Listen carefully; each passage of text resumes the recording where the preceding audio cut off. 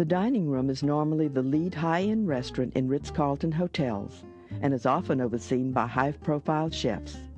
In Naples, Florida, the executive chef at the dining room is Marc Guizal. He's cooked in his native France, Portugal, and London. His entree is cinnamon-crusted mahi-mahi. We are going to do a local mahi-mahi. It's actually a name for a type of dolphin. And this type of fish range in average around 20 to 30 pounds. That's actually what the fishermen caught. I think that one of the record around Key West are around 100 pounds. And as more we go south to South America, that type of fish turn to be larger. To have an idea, since we see the flesh was completely different in color through the, if you compare with the skin will be blue and yellowy. And actually the face is quite flat and is very, very impressive in color. As you said, this is plain ground cinnamon. You got the fish. And also, one of the most important things before anything, it will be to season the fish properly. That's mean both sides with salt and pepper. We like to do it a bit. By the way, this is a dolphin fish, not Flipper the mammal.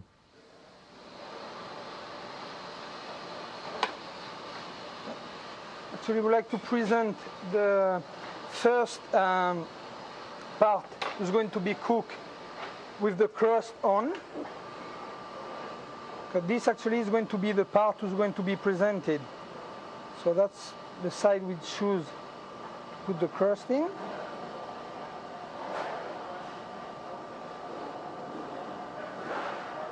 Once again, the cinnamon is just the length on the dish. It's not something who's very spicy, something who's not really sweet, but who combine a little bit of flavor and give this type of deep richness. A little olive oil is in the non-stick pan. We're going to put the fish skin first and crust first into the pan.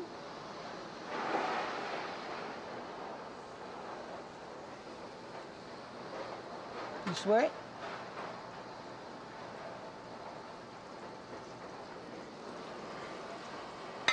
We're not looking into having a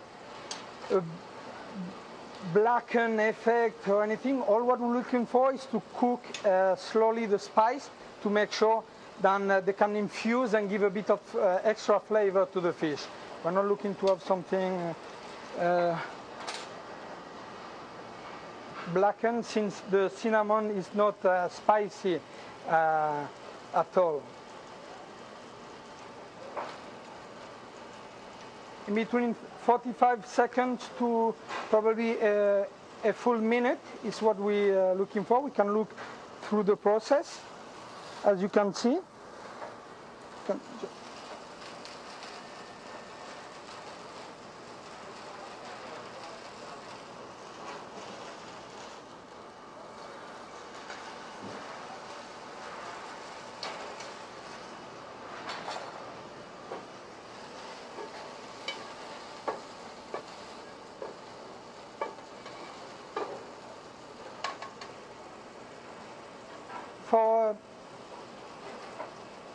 For 7-ounce piece of mahi, I will say that it probably requires something like 7 to 9 minutes, depending. Actually, this part is a bit thicker to make sure that it will be cooked.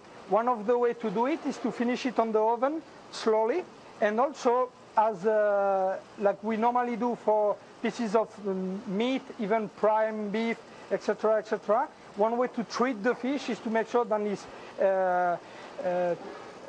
took out of the oven a bit earlier and left slowly on the side like this. It can just relax actually in a way, and all the juices and everything can regain the normal part of the fish, because the action of cooking, as you can see, will dry out all the outside to start, and will concentrate all the moisture and the blood also through the middle part of it. By letting rest a little bit afterwards, the blood, moisture, and everything will be able to regain the full part and the full side of the fish again. It's finished in a 350-degree oven. Okay.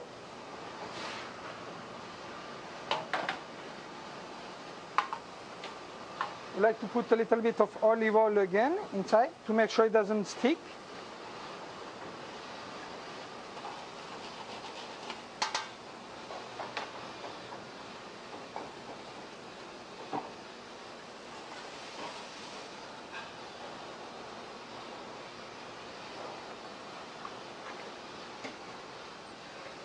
That goes into the oven, as we said, for probably 6 to 7 minutes, and we'll take it out a little bit afterward. The base for the sauce will be juiced apples. Note that the skin is left on. This will enhance the green color.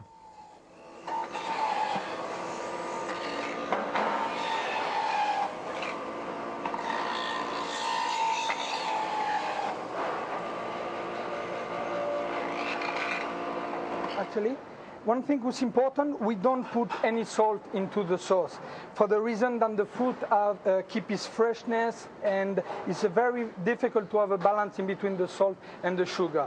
Especially for a fruit who's been done fresh, we don't add any seasoning into it. The only thing we're going to do is we're going to add, I would say roughly 1, 2, and 3 spoons of cream, okay, as it is now.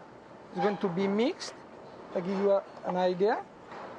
And we are going to boil slowly the sauce on the side. Yeah. The fish will be presented on a mixture of chopped chives, both diced and pureed celery root, chopped mushrooms, and crushed pecans. The idea is to do a type of support for the fish.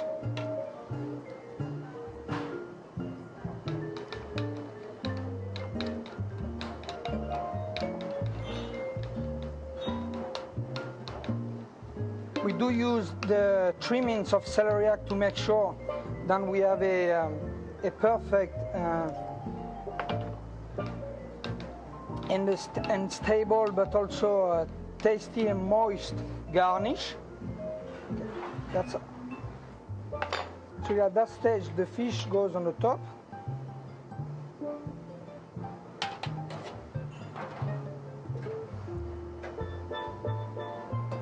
Can also use the rest of our garnish. I like to put a little bit of pecan nuts.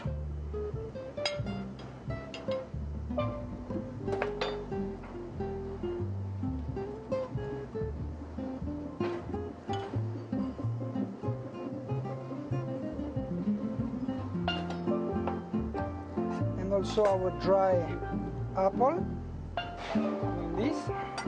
And the sauce was being boiled and repassed and color-wise and light will be the last added to the plate.